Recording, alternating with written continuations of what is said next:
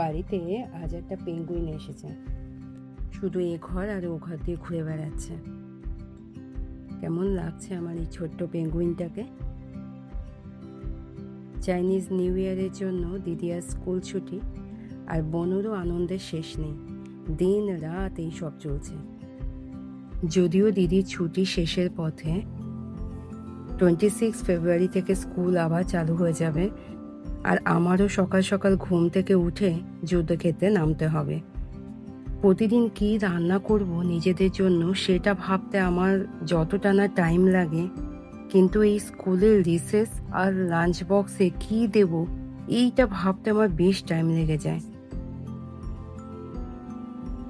আজ অনেকটা লেট হয়ে গেছে, ব্রেকফাস্ট বানানোর মতো টাইম আর নেই, তাই ভাবলাম চট জলদি কিছু একটা বানিয়ে ফেলি।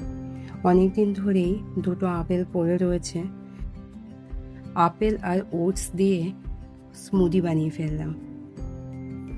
তিনজনে মিলে আজকে স্মুদি দিয়ে ব্রেকফাস্ট কমপ্লিট করলাম।